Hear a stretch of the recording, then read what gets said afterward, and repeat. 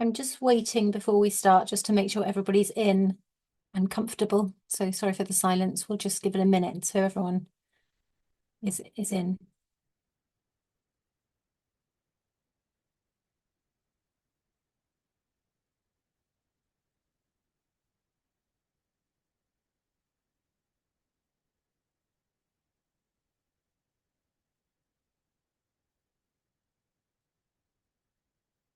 Okay, I think we can start. Is everyone ready?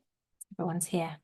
Thank you, everybody, for joining us on Safer Internet Day, as Advance takes this very positive stand against online harm. I'm Dolly Jones, journalist, writer, and former digital editor of Vogue, and I've been a trustee at Advance for about the last 5 years.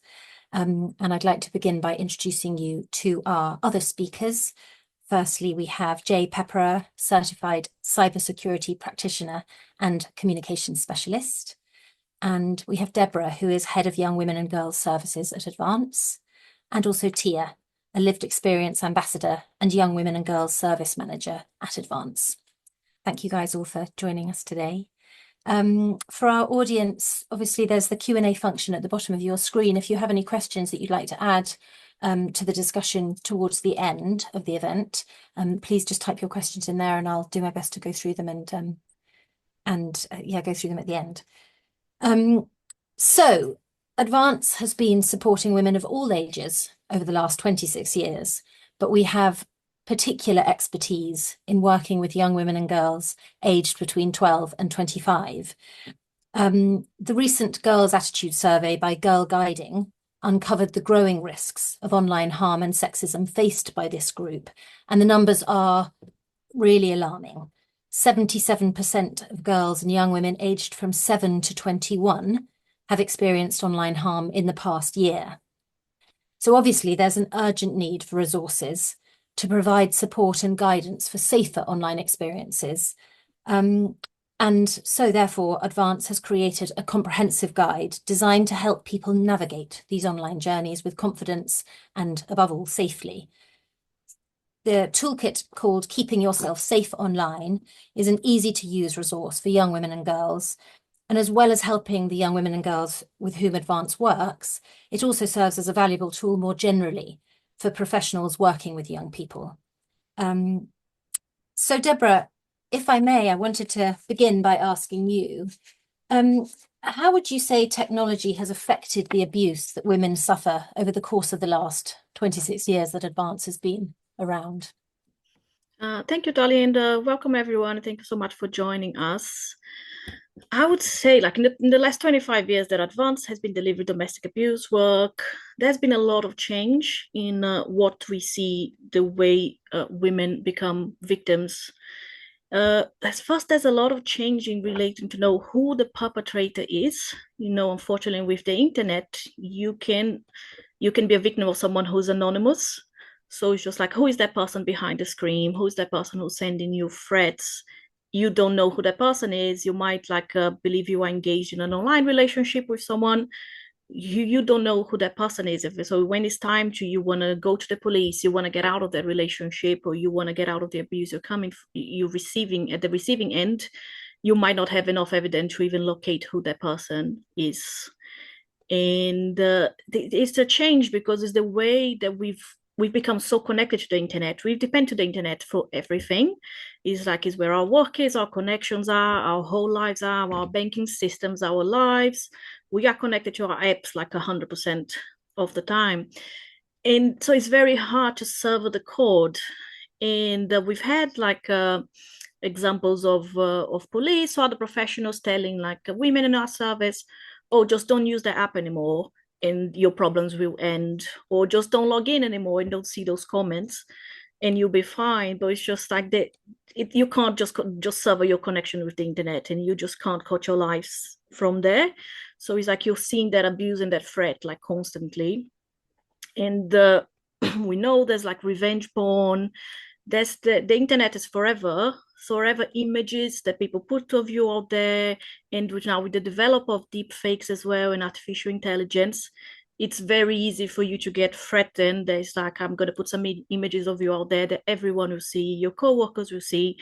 You will harass, you're threatened, there's doxing, we release your information to everyone where it is, and you're under that constant fear because it's out there on the internet, and you can't just say, I'll just walk away from it and it won't be a problem anymore. And it's that is the problem that we're seeing really, is like how, and we've all recently seen the horrendous case in France of Giselle Pellico, where there was also that internet element of her husband finding men online to come in and abuse her, and connecting with other abusers and getting more information from other abusers to have that persistent rape against her constantly. So it's in there's like as well how women how technology affect women. We'll say as well there's like financial abuse, where like all your apps are connected via your phone. If someone has control of your phone, which like an abusive partner will have, it's like, okay, there's control of your phone. They'll control your app, your bank statement, your tracking spend. They can put apps to locate where you are constantly. They can install spyware to like listen to your conversations and have a view of your messages. So the issue really is like it can be constant and it can control every single aspect of your life. And how do you find that safety and that security to be away from it? Which is like for us at Advanced is like we focus first on that like prevention opportunity, to discussing with young girls from a very early age on like how do you keep yourself safe, what are like the red flags to avoid, and the importance of safe space and having access to professionals. And it's being like internet savvy really from a very early age for you to avoid like some of the red flags that you can easily bypass if you don't have like that critical thinking, especially when you're a young person. And being aware of like the internet is forever, so as well things you put of yourself out there, you think there's no risk of me doing this, it can reach to an abuser at the other end who will exploit that against you. So it's just like how can you be careful, but as well how do you protect yourself from this? But yeah, it's like it's something we're all gonna have to learn how to live with, to get away from it, and as well having professionals who really understand, okay, it's in the internet, but that have effects to, if affects my life deeply, and how can I be taken seriously, because I can't just like walk away from the internet as my whole life is connected to it, I would say. Yes, thank you. I mean, the problem is just so manifold and widespread, Yeah. um, which you've just described brilliantly. Thank you. We keep hearing this phrase coercive control at the moment. It seems to be we're hearing a lot about that specifically. How does that relate to violence against young women and girls, and how specifically would you say it can manifest online? Yeah, so it's really is that person who has that full control of your life, and you just don't feel like I can walk away from this situation. Especially when you're talking about like psychological, you're already at that breaking point, or you are someone who depends on that person. You feel like I depend on this person for everything.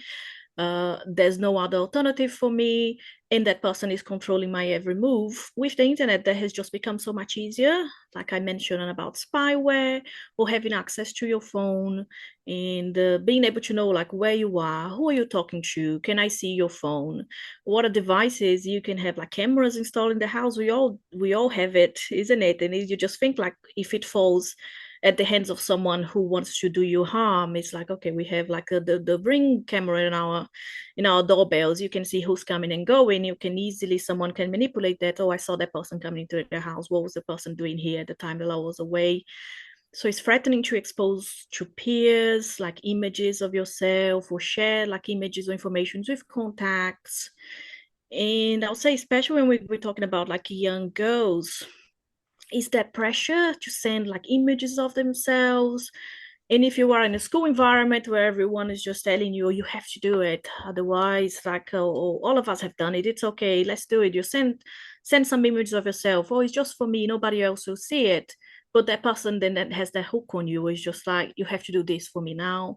We know we have some example in girls in our service that then they use like a, because I've been working in the CJS part as well, with the offender's part is like how easily a girl can then be from a victim, she can then be led into becoming an offender as well. It's just like, I have this image of you now, I want you to go and do this for me, I want you to bring drugs to that person, I want you to go and buy drugs for me, or I want you to shoplift this for me. and then you use that to control every aspect of your life and having that significant impact on their mental health, on their relationships, severing all contacts that they have with like healthy relationships they have with family, with friends, with school and trusted professionals. And yeah, it's just like it's how the element of like via online you can have a full control of a person, and you can make threats that it can really derail like their lives, their job, their stability, their relationships. And then again, we just bring to the point really of like how having that young intervention, having spaces where girls can come, can socialize, can meet other girls from going through the same issues, or having like our peer mental support as well. It's like, okay, I've been through this. This is how I got away from it. So this is the steps I took. This is the support I found, and finding out that it's like this is not the end of your life, especially when you're so young you can think this is when my whole life, I have nothing else to do. And we can talk about like suicidality and like and self-harm. It's just like there are ways out of it. We can help you find alternatives, there's support, and just in how we can support them to go through this and seeing their alternatives, and they can find like a space to breathe again. Thank you. Thank you. Jay, what would you say? How can young women and girls keep themselves safe on social media specifically and also on dating apps? Yeah, thank you. I think Deborah actually outlined a lot of ways that you can keep yourself safe. I think it really boils down to the most important things is like two things, is thinking about what you share and controlling who you share it with. So when it comes to online apps, a lot of the platforms now do have pretty good controls. So I would say like, make those privacy settings, your friend, like really dig into them, see what's possible in terms of controlling who can access your content, how and whether it can be shared, all of those kind of things, and really limit who has access to your posts, because whether you like it or not, anything you post is going to give away personal information. But then it's not necessarily just strangers that you want to limit. You might even within your social circle want to limit who has access to what. So you might want to utilize tools like close friends or restrict certain content only to family, or you might want to exclude family from certain content, or perhaps a partner. So there's a lot of ways that you might want to more tightly control who has access to your content. And then when it comes to deciding what to share, I would just really say it's really important to think before you post. Once something's online, it is incredibly difficult to take it back, as Deborah said. And you kind of want to ask yourself, like, would you be comfortable with anyone having access to this information or anyone seeing this? Could it be used against you in future? Could it be shared without your consent? And if you have any doubts, just really err on the side of caution. When it comes to dating apps, they can be really fun. But I would say it's really important, like verify, verify, verify. Like try your best to not take profiles at face value, to look for any inconsistencies that might give you a clue as to the person not being who they say they are, or not representing themselves honestly and authentically. Anyone who's like really vague about personal details, or wants you to give over a lot more information than they're willing to share about themselves, someone maybe to be cautious of. And anyone who's like unwilling to video chat before meeting in person is someone I would be very cautious of. And thankfully, like a lot of the dating platforms have now integrated new ways of facilitating that without having to give over personal information like your phone number. So a number of the dating platforms do now have in-platform video calling tools, so you could try and have a video call with that person before you meet in person. And so just using all of the cyber tools that are available to you before taking that connection and making it an in-person meetup, I would say it's really important. And then lastly, when you are going to meet someone in person, like meet somewhere very public, tell a friend. If you have someone who you can trust to share your location with, I would do that as well personally. But just let someone who you trust know where you're going to be and who you're meeting up with, just so that there's someone else who might check in with you later. I would say those are like kind of my top most important tips. And just remember that ultimately you're in control of what you share, and where you share it. So taking some agency over your own social media and dating app activity is really important as well. Thank you. And how much personal information should we be sharing online, or should our children be sharing online?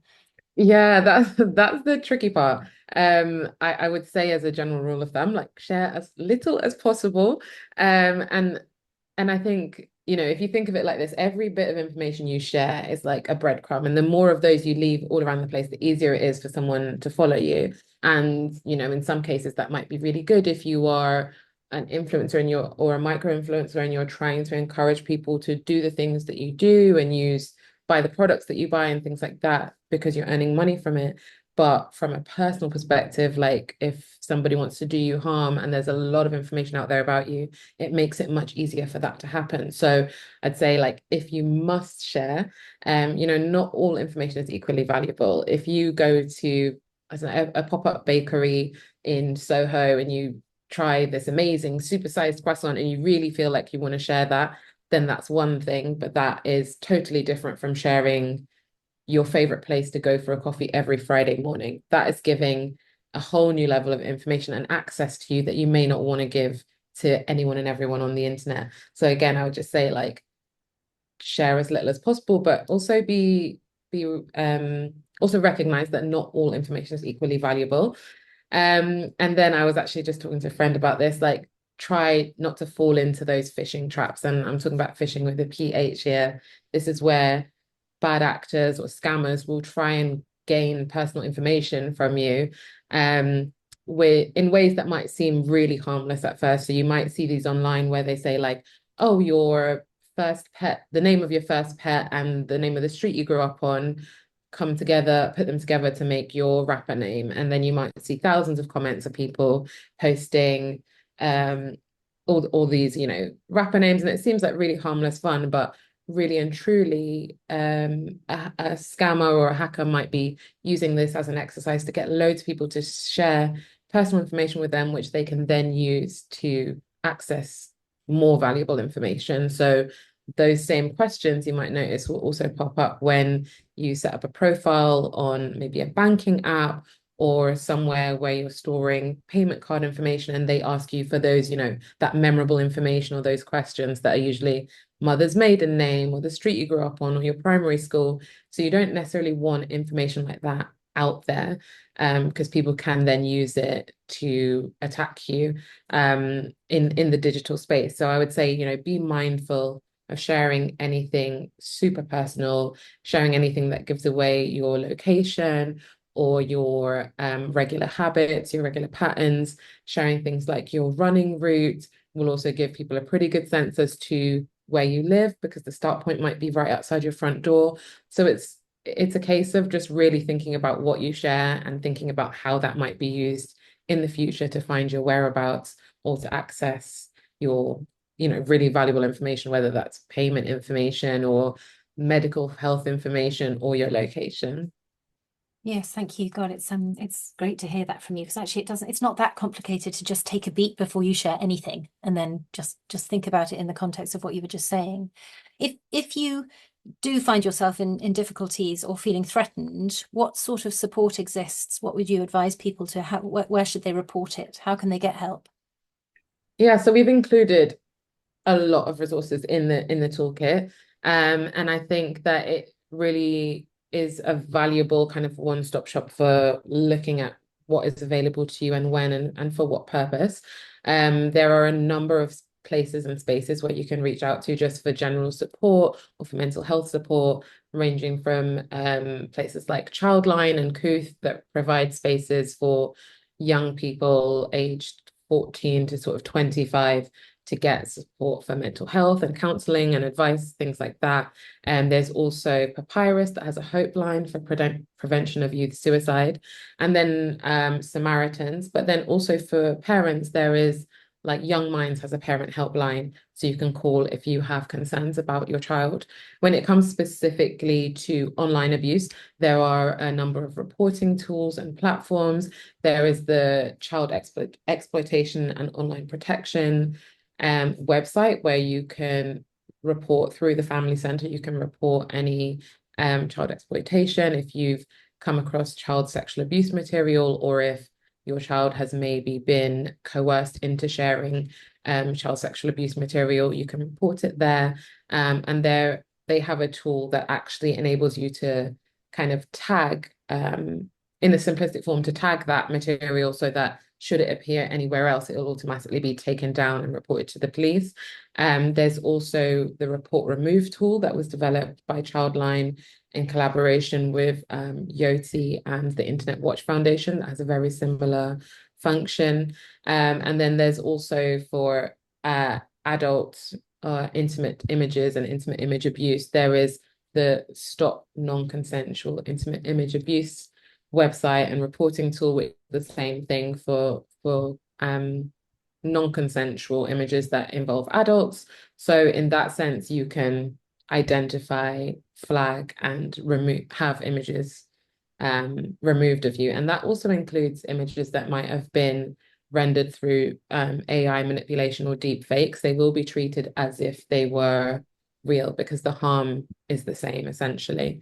And then when it comes to like additional support, there are other hotlines and other services. Like Paladin provides a fantastic service for victims of stalking. And I think that, you know, as our online lives evolve and become more and more entangled with the quote unquote real world, online stalking or cyber surveillance and stalking in real life are being treated as more similar offences, and the law is still catching up, but at least the services like Paladin will validate your experience and will recognize it and kind of handle it in a very similar way. So those are some of the key places I would point to for looking for support, but there is a pretty comprehensive list in the toolkit. Thanks, Jay. Thank you. Tia, what kind of issues and trends do you come across in your frontline work with young women and girls that Advance works with? Thanks, Dolly. So we get our referrals for all 13 to 18-year-old young women in all over London. So of course it's kind of stereotypical, but most of our referrals, about 70%, are for sexual assault and rape.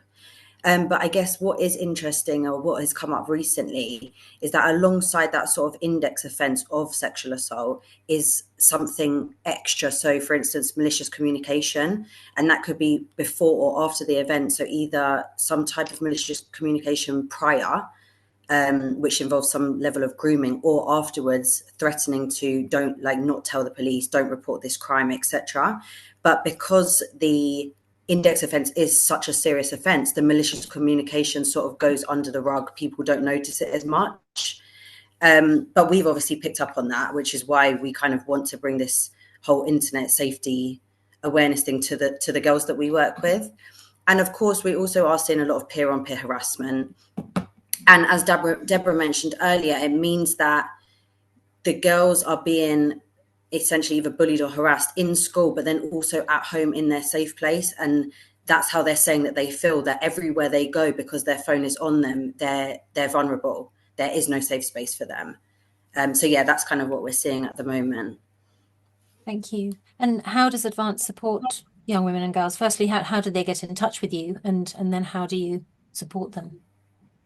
So they can get in touch with us by a self-referral, which they can do by going on our website. Most of our referrals come from the police. So if they've reported a crime to the police can refer them to us as well, or through school, social services, NHS, GP, all the sort of statutory services can also do a referral to us. And we offer long-term wraparound support and also crisis intervention, so they can come to us at any point, immediately after the crisis or a year after, if they're still having issues with that. They would obviously be given a key worker, and we would aim to meet the woman where she's at, and where she feels safest. So whether that's in school, in the community, at one of our women's centres, or even if they just want a phone conversation, we try and make it as flexible as possible. Yeah, that's kind of how we're supporting our young women at the moment. Thank you. And are you working with women who have problems, you know, having been on dating apps? What are the dangers of people meeting people on dating apps in particular? Yeah, it's interesting because where the ladies that we support are quite young, they're all under 18. many of them are telling us that they're not on traditional dating sites. However, they are speaking to people on Snapchat, TikTok, and Instagram is like the main three that we get. And as Jay was saying, those safety features are still present in all of those applications as well, so they can still be used there. Obviously, meeting someone off a dating site, as we all know, is more dangerous, and there is no good, the young women have told us there is no good way of verifying who that person is. So even though they've had potentially a video call with that person, they might have only showed part of their face, or it's very easy to sort of send a driving license which isn't yours. So they feel quite nervous to meet the people, even if they have kind of done that background research as much as they can do, which is why I guess we do try to give them the extra sort of bits and bobs that Jay was talking about, just so that it's a bit more foolproof when they're sort of out there on their own. Thank you. And do you give them particular tools to sort of minimize the potential dangers? I mean, we do a lot of work around contextual safeguarding as well, and personal safeguarding. And also, I think for young women, it's more working on their self-esteem, their ability to say no in the situation, always being able or feeling confident to speak up if something does feel wrong, and also knowing where to go. So if there is a trusted adult at school, if there's a trusted adult in your home, even if it's one of our key workers, a GP, anyone, just if something does feel funny, just to say it. It might not come to anything, but just share it. So yeah, that's kind of, we're doing a bit more of the conscious work with the young ladies, like self-esteem, self-confidence, things like that. Thank you. Thank you. It's so good to know that Advance is there and doing this such important work. I think we've covered it. Has anybody got anything that they'd like to add at this point? Should we pass people onto the toolkit, which is going to be on advancedcharity.org.uk? That's advancedcharity.org.uk shortly. And as Jay was saying, it's a really comprehensive guide. So I hope that it really does pull together a lot of this amazing advanced work to help people far and wide. Thank you so much, everybody. I can add, while I don't want to scare anyone away from using the internet in its entirety, because it is such a wonderful resource, and I can only imagine the grades I would have been able to achieve had I had the internet instead of not had to go to the library and all that. I do think that it's really important to understand like what valuable information is and what isn't. So particularly when we're talking about young people, things like school uniform are like such key indicators of so much about your life that even keeping that information offline is a huge first step in protecting yourself. So while you might want to, as I said, share things about food and things you're doing on a weekend, things you do in your personal life, like avoiding sharing your exact like place of work on your social profile if it doesn't need to be there. Like if we're not talking about LinkedIn, it's actually not really necessary to put where you work on your social profiles, especially if you are in a situation whereby you already have some concerns around your risk of harm, or if there is someone who's been trying to do you harm, I would keep that kind of information offline. And then timing can also be really important. And that's one thing I didn't really mention, is that if you are going to share something about where you are, or like maybe a restaurant you've gone to or something like that, even delaying in sharing that until you've already left the place can go a long way into keeping you safe. So before you're posting, just thinking about, who, what, when, where, like, and why you're sharing that information, and whether it's necessary to share, and then if it feels necessary to you, thinking about how you can most safely share that. I would say it's really, really important as well. Thank you. We do have a question here. I wonder, Jay, whether you might be able to take this on. It seems the focus of prevention is on educating young women and girls, and it once more feels the onus is on them to protect themselves when it is perpetrators or young people causing harm that are responsible for the online harms caused.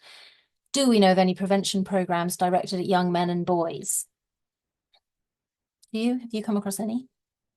I haven't, but I must admit I wasn't really looking for them. I think in the context of Advance being a service for women, I'm really focused on how we best empower them to protect themselves. So that is the aim of the toolkit. It's not to rather put the onus on young women and girls to make the internet a safer place, but given the reality of how that online landscape is and how it is to navigate that as a woman, that is the focus of this toolkit.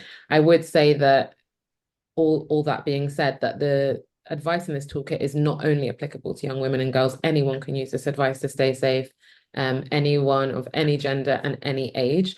And I'd say that, like, in the long run, I wish that something like this wasn't really necessary. That would be the goal, really. But at the end of the day, information is always going to be valuable. It's going to have a monetary value, and as Deborah touched on, it also can give people a certain power and control over you. So regardless of your age or your gender, you know, sextortion can happen, and that is where people are using your intimate images to coerce you or extort you into, you know, meeting their demands, whether that's for financial gain or whether that is, you know, for another purpose, like luring you into crime. And ransomware is something that can also be used, whereby someone might, let's say, hijack your email and then force you to pay a sum of money to get access back to it. That can happen to anyone at any age as well. And there are tips in the toolkit to help you avoid those things. But as far as making the internet a safer place, that is a really big task, and that's been taken on by organizations like the Internet Watch Foundation and Report Harmful Content, who are creating tools and educational programs to help people better understand what is harmful, why things like doxing are so harmful to people. And doxing is whereby another person would release personal information about you, location, your phone number, with the intent of causing you malicious harm, and educating people as to, like, the real life consequences of doing something like that. I think it's something that has come up through, you know, is very prevalent in gaming culture and things like that, but it goes far beyond a joke and can really destroy lives. So there are organizations out there doing that work on educating. That will be kind of a long-term thing that you have to start when people are really young. But the reality is the internet is already quite a dangerous place, and young people and women are just more vulnerable than anyone else, which is why they are the focus of this toolkit, and because this toolkit is from Advance, but not to say that nobody else would find value in it. Thank you. No, that makes sense. Thank you. As well, Dolly. Yes. So I would say, yes, so Advance, we work with young women and girls. So this is like the aim and the mission of our charity.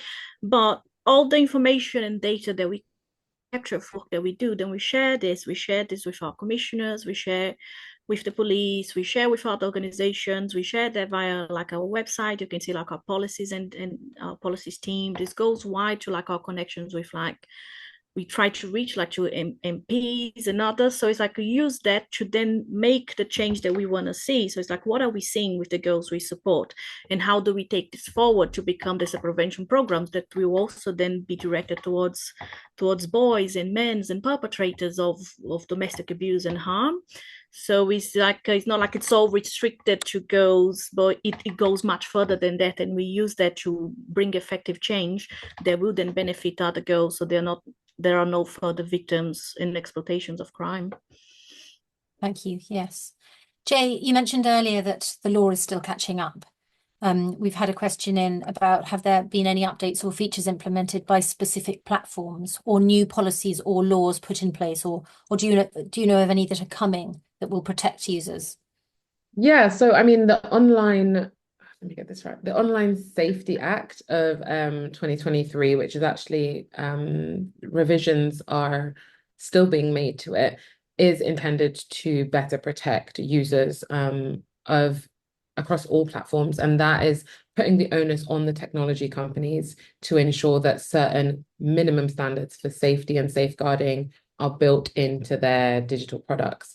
So that is something that, you know, aims to make the internet a safer place by holding those tech companies accountable for what goes on their platforms, for content that's shared on them, And a key aspect is instilling that duty of care into protecting the users from illegal and harmful content, measures to safeguard children online for apps that are available to minors, and most social apps are available from the age of 13, or the minimum age of digital consent in your country, which in the UK is 13, and also increase transparency and accountability for those tech companies.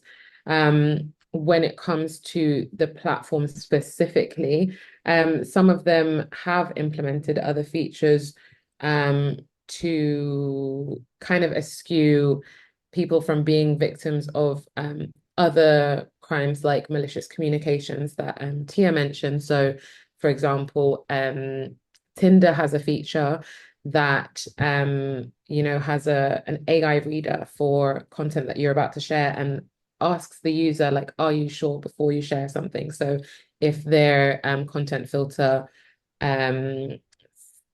senses that the message might contain explicit content or language, it'll ask the user to double check, are you sure? And obviously that's not fail safe, and it's very easy to bypass by just saying okay, but it does give people that pause to recognize that maybe the language they're using is not going to be universally accepted.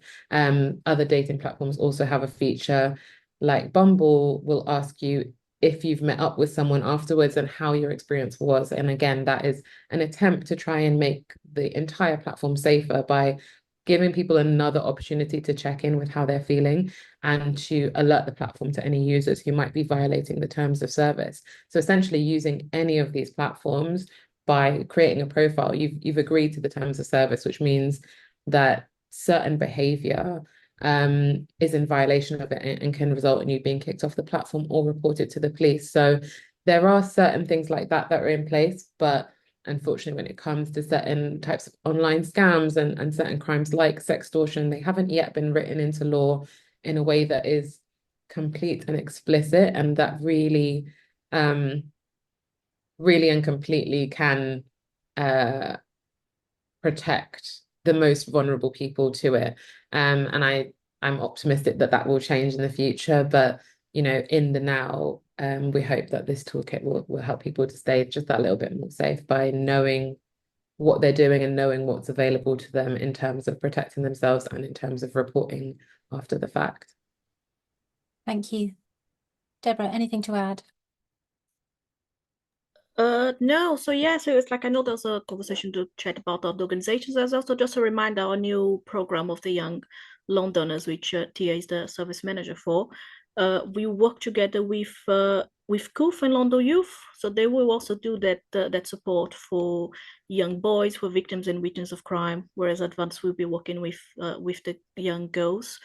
But yeah, just want to say thank you, everybody. There was like it was very nice to hear, like, Jay, I think you gave us some valuable tips for all of us, and Tia listening from like what is coming directly from the young girls. I think that's so important, to give a space where they can talk about things like freely, and we can raise their voices and like raise the profile about the issues that we're seeing, and passing it forward and reporting on it, and making a case so we can stop the systematic abuse against young women, girls, and adult women as well. Thank you. Thank you. Thank you. Tia, can we pass on to you? Do you have anything to add before we go? Nothing to add, but definitely taking away some knowledge that I didn't have before. So thank you. Me too. Thank you so much, everybody. It's been really fantastic. Thank you, Jay, for all your work on the toolkit. It's really going to be wonderful. Thank you. No problem. And I will say that if I've lost you by using any words like doxing or deepfake or geotagging, there is a glossary in the back of the toolkit as well. Because I know some of these terms are not, widely used and not part of common parlance. So there is a glossary at the end of the toolkit, and hopefully that makes it a bit more accessible and means that it can be a resource that will be valuable to people of all ages, even if you're not chronically online like I am. Thank you so much.